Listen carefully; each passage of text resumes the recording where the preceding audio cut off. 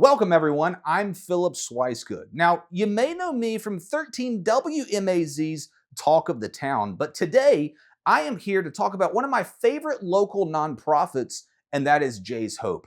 Jay's Hope has walked with thousands of families right here in Central Georgia through the childhood cancer process, and they do amazing work and have impacted countless people right here in our community. Thanks to our friends at Graybeard Productions, we are here to share with you Kylie's story. Kylie is one of the just amazing young ladies who has come through this program and who has been impacted by Jay's Hope, and we are here to hear what she has to say today. Kylie, thanks so much for joining us today. Thank you for having me. All right, so Kylie, in 2008, Mhm. you were diagnosed with Ewing sarcoma, is that correct? Yes, sir. Can you walk us through what that is? So Ewing sarcoma, it is a type of cancer it's a bone cancer. So it eats at your bone and the scar tissue or the tissue around it, and even the bone marrow within the bone. And so I had it in my right femur, and which is the big bone, if y'all don't know. And so I had it in my right femur, and I did chemo for 9 months, and I also had a limb salvage. So they took part of my bone and put in a titanium rod. Wow. So yeah, and so I was in remission after 9 months. I imagine this is pretty rare. Not many people It's more get this. It is a fairly rare Okay. bone cancer. You more hear of osteosarcoma, but it is more common in children. And I personally have a couple friends that I know of that have had it too. So Wow. So how old were you whenever this happened? I was 4 years old. It was right before my 5th birthday. So you were 4 years old. Mhm. It's right before your 5th birthday. How did this come about?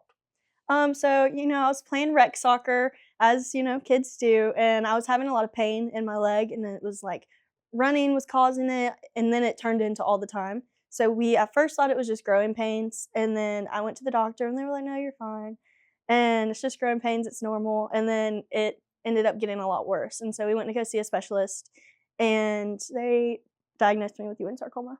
Wow. Wow. Okay. Mhm. All right. So you're 4 years old. You're about to turn 5. You get this just devastating diagnosis here. Talk to us about how Jay's Hope came in and actually helped you guys through this process. For me personally, I just think that having other people around me who knew what I was going through helped me a lot in my development, honestly, and just dealing with the diagnosis. Since I was so young, I don't remember like the hard parts, but I can say that I do remember some really good activities that Jay's Hope put us through. So I attended Camp Hope for a couple years, which is a day camp over the summer that they host for the children who are diagnosed and also their siblings. So, and they do fun stuff. Like I was a little bit older when I went, so we went bowling one day, and that was fun. There was lots of arts and crafts. They provided lunch every day, and it's a Christian-based organization, so we'd had a little bit of a Bible study um, time every morning, and so that was good. And it was just a really good time to get in contact with other kids who were battling cancer because, I mean, it helps you feel like you're not alone. So it's the greatest resource I could have ever had. What did that community mean to you whenever you're going through this just incredibly challenging several years, I would imagine? What did it mean to have an organization like Jay's Hope kind of partner with you and to make sure that you and your family had all the resources that you needed during this time? Um, I would say it gave me a lot of comfort. Hmm. Because the biggest thing is feeling so different. And so when you're put in contact with other people who are going through similar things, it kind of gives you peace, not that you're not alone. And so I would say that there was just a lot of peace that has come from Jay's Hope for me and my family. Talk to me about some of the other people that you've met through Jay's Hope who have been down this similar path that you have been. So I have a couple friends from Jay's Hope that are still in Macon that I went to another cancer camp with over the summer a couple years. And they're still in a little bit of contact, but they're good friends of mine, and it's good to know that there are other people out there. So let me ask you this, Kylie. There are a lot of nonprofits in town. There's a Mhm. lot of places that do really good work. But if someone was thinking about making a donation to Jay's Hope, if someone was thinking about contributing and about giving back to Jay's Hope specifically, why do you think that Jay's Hope would be a great place for them to support? Well, they support my favorite cause, which is childhood cancer, and I just think that there's not enough awareness of it in the world. You hear about cancer, but you don't really hear about cancer in children until it's your child or it's someone you know, and it's very rarely, I feel like, someone you even know. But it is a lot bigger of a cause than a lot of people think. And so I would just say that the children kind of get forgotten about when you're donating. and especially for cancer, because you submit to cancer research, but not much of that is going to childhood cancer. But Jay's Hope isn't for research, it's for the families. And I think the mental health aspect and the support and the community that comes from Jay's Hope, I think that's the biggest part. And so I would say donate to that community that these kids need to feel normal and to feel at home again. Do you feel like going through that entire process, was it the actually feeling different? Was that what was most challenging about it? Um, yes, because I still walk with a limp. So I had a bunch of surgeries to my leg, and I'm titanium part of my leg, and so I have a limp that I walk with. And middle school's hard for everybody, but middle school's a lot harder when you walk with a limp. And so yeah, feeling like I wasn't alone and feeling like I had other people like me, and that helped me a lot because I did feel very different very often. Kylie, I've got to ask you this. This is not on the preset approved question list, okay? Okay. But I've got to ask you. You are the poster child of this. I mean, you have come through such a very difficult diagnosis, and you have such a bright future ahead of you. Talk to me about schooling, what you're doing, and what you want to do in the years ahead. Okay. So I'm actually a senior at Gordon State in Barnesville right now. And I'm getting my bachelor's in human services.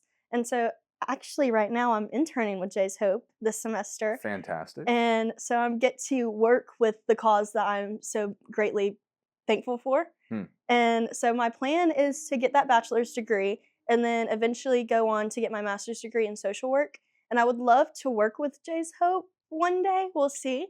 And but I would love nonprofit work. I think a childhood cancer nonprofit is ideal, but I'm also open to social work within the oncology department of a children's hospital, which is the oncology department is what is the hospital that treats cancers. Fascinating. For someone that's been through so much, you seemingly only smile. Can you talk to me about where that comes from? I'm a Christian, so I would say that I think that all of this is part of my purpose. Part of my way to serve God's kingdom is to be here and use my own experiences to reach others, I guess. Wonderful. Now, I understand that there is Hogs for Hope coming up on Yes. October 4th, which is going to be a motorcycle ride benefiting our favorite local nonprofit, hmm Jay's Hope.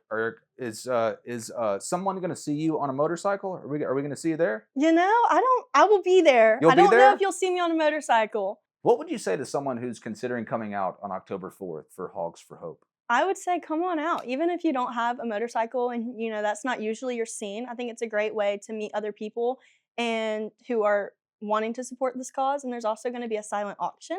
So there's going to be lots for everyone to do. And it's also just really cool to see all of these people on their motorcycles. It's going to be fun. And I understand that there's going to be a quilt that's going to be auctioned off. It's a specialty made quilt that's going to be auctioned off. And every year, this is a very prized possession that people Mhm. try to get. Is that right? One of the kiddos' moms actually does the quilts every year. And I Hmm. believe, from my knowledge, she uses Harley-Davidson shirts to make these quilts, and they're auctioned off. And from what I hear, they're one of the high-priced items on the list. It's one of the So, most sought after prizes mhm, there. And if you're like me, you can even bring your kid, even if you don't have a motorcycle. I have a 2-year-old, and we're going to be okay, there. We're going to watch all of the motorcycles, and he's going to love it. he will. It's going to be a fun time. And so it's actually free to attend. It's free to Mhm. go to, but it's $30 for riders. Instead of getting a bright green Jay's Hope shirt, you get a Hogs for Hope shirt that's going to be there. In addition to lunch, you get to see all the motorcycles and you get to go on the ride. It's going to be a great deal. Mhm. It'll be fun. Fantastic. So again, October 4th at the Harley-Davidson dealership on Mercer University. Registration starts at 9 o'clock. Kickstands up at 11:30, which will be followed by lunch. We hope to see you there.